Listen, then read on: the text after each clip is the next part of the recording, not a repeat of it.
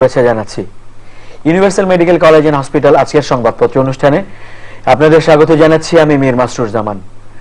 সংবাদপত্রের পর্যালোচনা ভিত্তিক এই আয়োজনে আজ আমাদের সঙ্গে রয়েছেন সাংবাদিক, গবেষক এবং বিশ্ববিদ্যালয় শিক্ষক আফসান চৌধুরী। আমরা স্বাগত জানাচ্ছি আপনাকে আমাদের মধ্যে। ধন্যবাদ। তো সংবাদপত্রের শিরোনামগুলো দেখে নিই, তারপর আলোচনা শুরু করছি। দৈনিক ইত্তেফাক, টিপিপি বাতিলে স্বস্তি বাংলাদেশে। বাংলাদেশ প্রতিদিন, কারা থাকছেন সার্চ কমিটিতে? কমিটি গঠনের পরই শুরু হবে গ্রহণযোগ্য নির্বাচন কমিশন সদস্যদের খোঁজা। মানব জমিন, শিক্ষায় অধিক গুরুত্ব দিতে ছাত্রলীগের প্রতি প্রধানমন্ত্রীর আহ্বান। আমাদের সময়, অর্ধেকে নেমেছে খাদ্য মজুদ।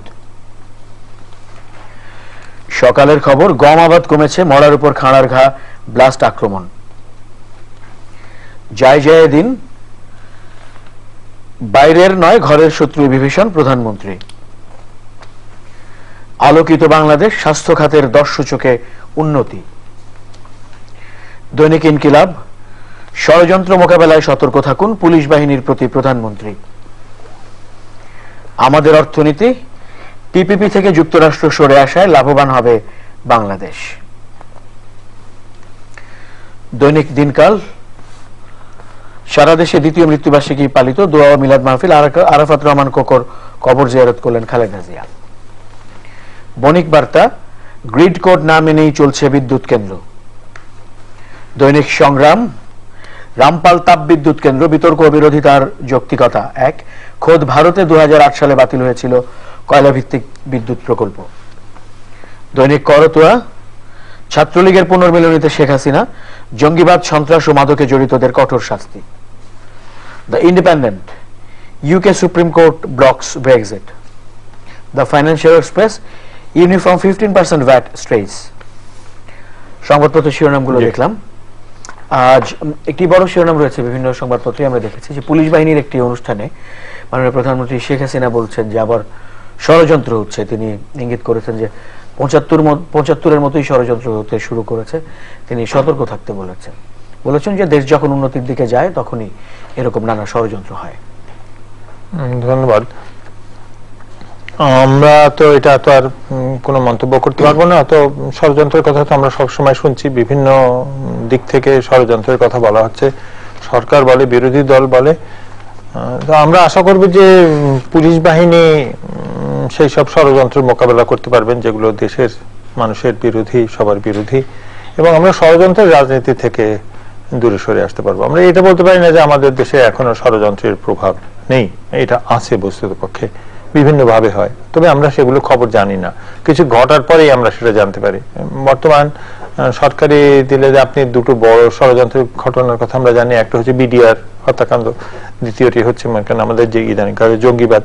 এছাড়া রাজনৈতিক হত্যাকাণ্ড, ষড়যন্ত্র যাই বলেন আপনি, সেটাও ঘটেছে।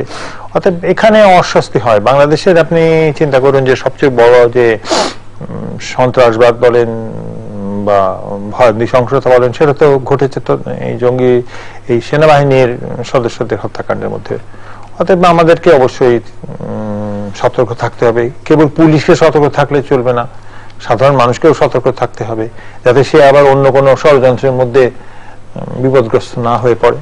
তো স্বাভাবিক নিয়ম যদি দেশে ফেরত আসে তাহলে সবারই সুবিধা। এটাই, এর চেয়ে বেশি তো আমরা কিছু বলতে পারি না, কারণ আমরা তো জানি না কোন ষড়যন্ত্রের কথা বলা হচ্ছে। যুক্তরাষ্ট্রে ডোনাল্ড ট্রাম্প এসে ট্রান্স প্যাসিফিক পার্টনারশিপ চুক্তি, যেটা টিপিপি বলে, 12টি দেশের সঙ্গে যুক্তরাষ্ট্রের বাণিজ্য বিষয়ক চুক্তি, এটি বাতিল করেছেন।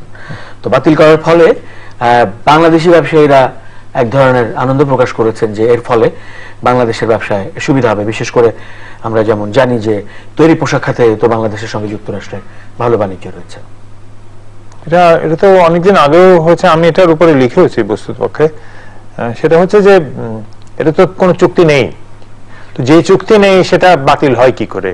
ডোনাল্ড ট্রাম্প বেশ এক হাত দেখালো, কারণ এটা সই হয়নি।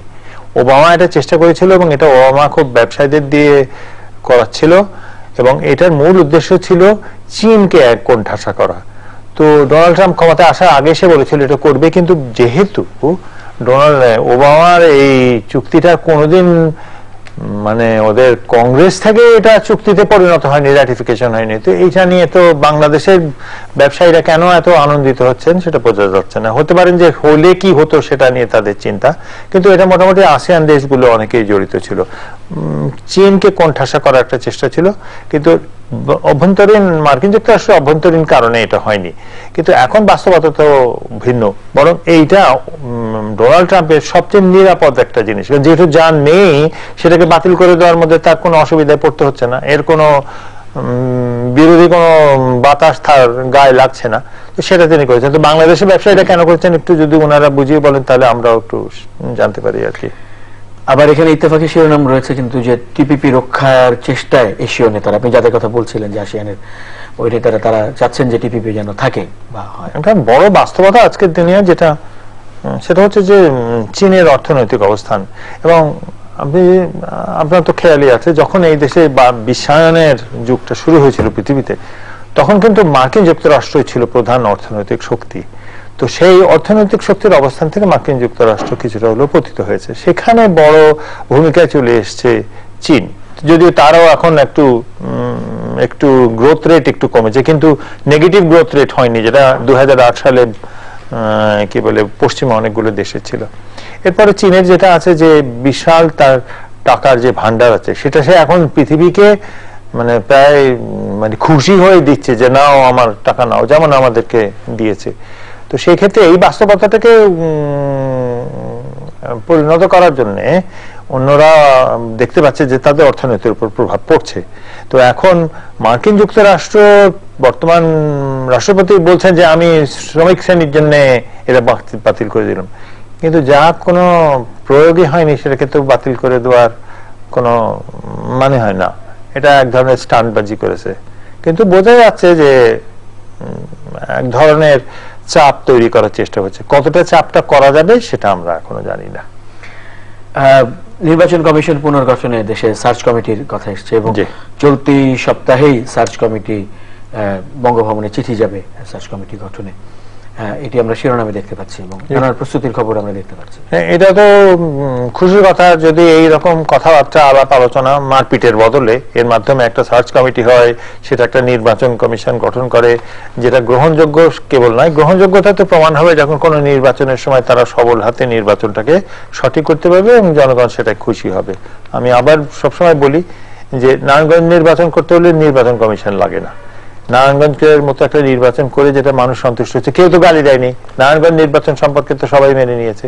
এইরকম যখন একাধিক নির্বাচন করতে পারবে কেবল তখনই নির্বাচন কমিশন গ্রহণযোগ্য হবে। আগে থেকে নির্বাচন কমিশন গ্রহণযোগ্য হবে কি হবে না এইসব কথাবার্তা বলার কোনো মানে হয় না। সার্চ কমিটি যদি আপনাকে এবং আমাকে দুজনকেও যদি সদস্য করে কিছু এসে যায় না, এমনকি নির্বাচন কমিশনের সদস্য করলেও কিছু এসে যায় না। মূলত হচ্ছে নির্বাচনটাকে তাদের অনুষ্ঠিত করতে হবে, সেই অনুষ্ঠিত না করা পর্যন্ত আমাদের নির্বাচন কমিশন সম্পর্কে কিছু বলা যায় না। কেন মানে এই যে সার্চ কমিটি নিরপেক্ষ না হওয়া নিয়ে আশঙ্কার কথা, এগুলো এবার তো একটি ভিন্ন বাস্তবতা আমরা দেখেছি যে রাষ্ট্রপতি সংলাপ করেছেন, রাষ্ট্রপতির ক্ষমতা নেই কোনো পরিবর্তন করা, মৌলিক পরিবর্তন করা, এটা তার সাংবিধানিক দায়িত্বের মধ্যেও পড়ে না। তিনি বলতে পারেন, উপদেশ দিতে পারেন, তার আদেশ দেওয়ার ক্ষমতা নেই প্রধানমন্ত্রীকে।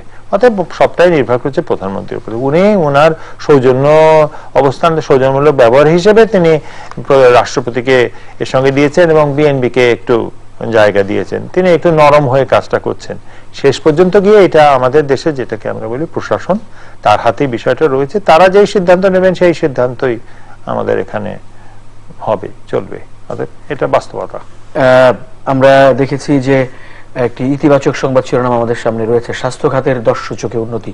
মানে আমরা সহসাই আমরা প্রায় সময় নেতিবাচক অনেক সংবাদ নিয়ে আলোচনা করি এবং এখানে যেটি বলা হয়েছে ভেতরে সেটি হচ্ছে শিশু মৃত্যুর হার অনেক কমেছে এবং জন্মের আগেই যে শিশু মৃত্যু সেটিও অনেক কমেছে। এরকম আরো অনেকগুলো সূচকে দেশে স্বাস্থ্য খাতের উন্নতি এবং সেটা আন্তর্জাতিকভাবেই সেটি বলা হয়েছে গবেষণা। বাংলাদেশে যে সূচকগুলো কখনোই নেতিবাচক হয় না নানা কারণে, সেটা হচ্ছে স্বাস্থ্যের প্রতিটা ক্ষেত্রে বাংলাদেশের উন্নতি হয়েছে। এবং আপনি এটা আমি জানি না যে দর্শকরা জানেন কিনা যে এই দক্ষিণ এশিয়ার শ্রীলঙ্কা এবং মরিশাসের পরে আমাদের গড় আয়ু বাংলাদেশের সবচেয়ে বেশি। ভারতের চেয়ে আমাদের গড় আয়ু বেশি। তো এটা জনস্বাস্থ্যের কারণে হয়েছে, নারীর ক্ষমতায়নের কারণে হয়েছে, আরো অন্যান্য কয়েকটা কারণে হয়েছে। তো অবশ্যই এটা আমাদের অহংকারের জায়গা, গৌরবের জায়গা, স্বস্তির জায়গা, এবং আমরা যে পারি এটা প্রমাণ করার জায়গা। আমাদের এই মাঠ কর্মীরা এটা বড় ভূমিকা পালন করে। অর্থাৎ বড় বড় চাকরির দরকার নেই, যারা যোগ্যতার সঙ্গে দক্ষতার সঙ্গে যে চাকরি তাদের দরকার, যে সেবা তার দান করা দরকার, সেটা করতে পারলে আমাদের যথেষ্ট উন্নতি হয়। দুর্ভাগ্যবশত সেটা আমাদের জীবনে ঘটে না। আমাদের আমলারা, বিশেষ করে ওপরের আমলারা, দক্ষতার অভাবের জন্যই অনেক বেশি পরিচিত। সেই কারণে আমাদের ওখানে আমলাদের করার খুব একটা কিছু নেই যদি না মাঠ কর্মীরা না করে। তো সেই জন্য মাঠ কর্মীরা বিশাল ভাবে এর সঙ্গে জড়িত এবং তারা এই জিনিসটা করে। আমি নিজে পাবলিক হেলথের সঙ্গে দীর্ঘদিন কাজ করেছি। আমি দেখি যে মাঠ কর্মীদের বিকল্প পৃথিবীর সকল জায়গায় যত মাঠ কর্মী আছে সবগুলোর মানে উন্নত, তার মধ্যে বাংলাদেশের মাঠ কর্মীদের মান অসাধারণ। আমি মনে করি এটা একটা বিরাট অর্জন আমাদের জনশক্তি, মাঠ পর্যায়ে জনশক্তি আমাদের সবচেয়ে বড় অহংকারের জায়গা। এমনিতে যেটি দেখা যায় যে বড় রোগে কেউ জটিল রোগে কেউ আক্রান্ত হলে যাদের সামর্থ্য আছেন তারা বিদেশে চিকিৎসা নিতে উৎসাহী, এবং যে প্রসঙ্গটি আসে সেটি হচ্ছে এদেশের সরকারি বেসরকারি ক্ষেত্রে যে ব্যবস্থাপনা, চিকিৎসা ব্যবস্থাপনা, এটি নিয়ে প্রশ্ন তুলেন অনেকে, বা সেবার মানটি নিয়ে প্রশ্ন তুলেন অনেকে। ধন্যবাদ। এটা হলো যে আমরা কিন্তু যখন বলি জনস্বাস্থ্য আর যখন বলি যে হাসপাতালের স্বাস্থ্য, আমরা এটা এক না। জনস্বাস্থ্য অনেক এগিয়ে আছে, হাসপাতালের স্বাস্থ্য হয়তো আগাচ্ছে। আর মধ্যবিত্ত শ্রেণীর মধ্যে যে চাপ, মধ্যবিত্ত এবং উচ্চ মধ্যবিত্ত যারা মানে ডাক্তার কাছে যায়, সেই তুলনায় আমাদের দেশের ডাক্তার যারা সেবা দিচ্ছে সেই কম। আমি নিজে কয়েকবার ক্যান্সার হাসপাতালে আমাকে যেতে হয়েছিল। আমি সেখানকার দুরবস্থা দেখে মানে বুক ভেঙে যায় মানুষের। কোথা থেকে ক্যান্সার রোগী এমনি সবচেয়ে মানে খারাপ অবস্থায় আসা মানুষ, এর গরিব মানুষ সরকারি হাসপাতালে যায়, প্রচন্ড খারাপ লাগে যে সেবাটা তারা পায়। সরকারি কোনো সেবা, ঢাকা শহরেও এই হাসপাতালের সেবা খুব নিম্ন মানে। অন্য জায়গায় কিছুটা বেটার, ঢাকার বাইরে বিশেষ করে যেটা ক্লিনিক যেগুলো আছে, কমিউনিটি ক্লিনিক, সেখানে কিছুটা ভালো। তারপরও আপনি জানেন যে আমাদের দেশে এমার্জেন্সি অবস্টেট্রিক কেয়ার বলে একটা জিনিস আছে, যে বাচ্চা হওয়ার সময় অনেক মা প্রসূতির সময় মারা যায়, সেটা অনেক কমেছে সরকারি এইসব কারণে। কিন্তু যতটা কমার দরকার তার চেয়ে এখনো ততটা কমেনি। আমাদের জনপ্রশাসন যতক্ষণ পর্যন্ত না এর চেয়ে সক্রিয় হবে, প্রশাসনের ক্ষেত্রে যেসব পর্যায়গুলো আছে, অর্থাৎ ঢাকা একটা হাসপাতালকে কিভাবে নিয়ন্ত্রণ করতে হয়, চালাতে হয়, সেটা যখন তারা চেষ্টা না করবে এটা হবে না। আর হাতে যেহেতু মানুষের টাকা আছে, তারা তো বিদেশে চলে যায়। বড় লোকরা তো আর ঢাকায় সেবা নেয় না, তারা তো দেশের বাইরেই করে। তো আপনার দেশে যখন এটা হয়, বড় লোকদেরও তো কোনো দায় নেই এখানকার অবস্থা উন্নতি করতে। তবে এত যে পুঁজির পিছনে, ব্যবসার পিছনে মানুষের খোঁজে, হাসপাতাল ব্যবসা অসাধারণ একটা ব্যবসা। এদের লক্ষ লক্ষ কোটি কোটি টাকা দিয়ে মানুষে ভারতে যায় চিকিৎসা করতে। আমার মনে হয় এখানে হাসপাতাল দুটো খুলতে পারলে অনেক লাভ করবে। তাদেরকে এই বুদ্ধিটা দেওয়া উচিত, সরকারেরই বলা উচিত যে আমরা তোমাদেরকে হাসপাতালে দেবো, জমি দেবো, দেবো। তাহলে তো মানুষ এটাই করে। কতজন লোক যে যায় এটা কল্পনা করা যায় না। আমি এক নম্বর পথে, 2 নম্বর পথে, এইটাই আমি মনে করি। তবে জনস্বাস্থ্যের কথা যদি বলেন, জনস্বাস্থ্য আমরা অনেক এগিয়েছি। আমরা একটি শিরোনাম দেখছি, কয়েকটি সংবাদপত্রে এটি রয়েছে, সেটি হচ্ছে মালয়েশিয়ায় আইএস এর সঙ্গে জড়িত মানে সন্দেহে 2 জন বাংলাদেশিকে গ্রেফতার করা হয়েছে, তাদের ছবিও দেওয়া হয়েছে এখানে। এই তো চিন্তা করুন কত দেশের কত কোটি মানুষ, বাংলাদেশের প্রায় 10 ভাগ মানুষ বোধহয় বিদেশে আছে, এরকম কিছু একটা সংখ্যা, আমি ঠিক জানি না সংখ্যাটা, লক্ষ লক্ষ মানুষ আছে। এর মধ্যে আইএস এর কাছে, ঢাকার বাংলাদেশ থেকে বের হয়ে আইএস এর কাছে যাবে না, এটা কি করে হয়? এর তার মধ্যে এখানে ঢাকা শহরে বসেই তো তারা আইএস এর সঙ্গে যোগাযোগ করার চেষ্টা করে। তার মানে যে বাংলাদেশ একটা চরমপন্থী একটা দেশে পরিণত হয়েছে তা তো না। তো এখানে মার্কিন যুক্তরাষ্ট্র অনেক টাকা বিনিয়োগ করতে প্রস্তুত এই আইএস বিরোধী কার্যক্রম চালানোর জন্য। এবং যেহেতু আমি এটা জানি তাই আমি বলতে পারি যে তারা চেষ্টা করছেন বিভিন্ন গবেষণা, বিভিন্ন কার্যক্রম, এনজিওদেরকে টাকা দিচ্ছেন যে আইএস বিরোধী বা সন্ত্রাস বিরোধী, চরমপন্থা বিরোধী কার্যক্রম পরিচালনা করার জন্য। আশা করি এটাতে যদি কথাই বলার থাকে যে আইএস এখানে আছে, তারা আমাদেরকে নিশ্চিত করে ফেলছে, তো তাহলে আশা করা যায় এই কার্যক্রমের মাধ্যমে হবে। তবে সরকার পরিষ্কারভাবে বলেছেন, এবং আমি পুলিশের কাউন্টার টেরোরিজম ইউনিটের ওনার ইন্টারভিউটা দেখছিলাম, যে বাংলাদেশে আইএস নাই। ওনারা বলছেন, কেউ বলতে পারে আইএস সঙ্গে যুক্ত, বাংলাদেশে বাইরে গিয়ে কেউ যদি আইএস করে সেটা তারা বলছেন যে সেটা তো তাদের বিষয় না, বাংলাদেশে আইএস এর এমন কোনো অবস্থান নেই। আমার সামনে বণিক বার্তার একটি সংবাদ শিরোনাম রয়েছে, সেটি হচ্ছে প্রধানমন্ত্রীর ভারত সফর আবারও পেছাচ্ছে। এরকম মানে আমরা জানতাম যে নিশ্চিত ছিল কয়েক মাস আগেই তার ভারতে যাওয়া, এবং আমরা আগাম কিছু সংবাদ শিরোনামও দেখতে পেয়েছিলাম পূর্বাভাস দিয়ে করা, যে তিস্তা চুক্তি নিয়ে অগ্রগতি হবে, এরকম নানান বিষয়গুলো সামনে ছিল, অনেক ইতিবাচক সম্ভাবনার বিষয় সেখানে ছিল। তো সেই সফরটি আবারও পেছাচ্ছে বলে আমরা এখানে দেখতে পাচ্ছি। এইটা আমাদের সঙ্গে ভারতের সম্পর্কটা সামান্যতম হলেও একটু জটিল হয়েছে। জটিলতার দুটো কারণ আছে, ইতিবাচক আর নেতিবাচক। এক হচ্ছে যে মোদি চায় যে তিস্তা চুক্তি হোক, মমতা চায় এটা আমরা বলতে পারি না, মমতার নিজস্ব হিসাব নিকাশ আছে। দ্বিতীয়ত হচ্ছে মোদি মমতাকে বলেছে ইত্যাদি করেছে, তার মানে মমতার সঙ্গে এখন মোদির যা সম্পর্ক তাতে মোদি যেটা খুশি হয় মমতা সেটা করবে এরকমটা মনে হওয়ার কোনো কারণ নেই। অতএব এটা অভ্যন্তরীণ রাজনৈতিক জটিলতার মধ্যে আমরা কিছুটা হলেও আটকে গেছি, এই হচ্ছে একটা বিষয়। দ্বিতীয়ত হচ্ছে যদিও বাংলাদেশ নর্থ ইস্টে, ভারতের নর্থ ইস্টে যত সন্ত্রাসী কার্যক্রম ছিল সেই ব্যাপারে যেসব সুবিধা টুবিধা দিয়েছিল, আশ্রয় দিয়েছিল, সেগুলো আর দিচ্ছে না, এতে ভারত সরকার খুশি, মোদি খুশি। অন্যদিকে যেটা হয়েছে যে চীনের এই $20 বিলিয়ন সম্পর্কটাকে একটু ভিন্ন করে ফেলেছে। এটা হচ্ছে যে বাংলাদেশের এখন একটা বড় সমর্থক হয়ে গেছে চীন, চাক আর না চাক হয়ে গেছে, এবং এটা ভারতের জন্য কিছুটা হলো অস্বস্তির জায়গা। তো এখন আন্তর্জাতিক পর্যায়ে কি খেলা হচ্ছে আমরা সেটা জানি না, তবে আমরা মনে করবো যে ভারতের উৎকণ্ঠা যে আমরা কি এটা চালিয়ে যাবো কিনা, ভারতের প্রতি এই সমর্থনটা চরমপন্থাকে প্রতিরোধের বিষয়। তো অনেক ধন্যবাদ আজকে সময় দেওয়ার জন্য। প্রিয় দর্শক, আপনাদেরও ধন্যবাদ আমাদের সঙ্গে থাকার জন্য। ভালো থাকবেন সবাই। Universal Medical College and Hospital আজকের সংবাদপত্রের আজকের আয়োজন এখানেই শেষ করছি। শুভরাত্রি।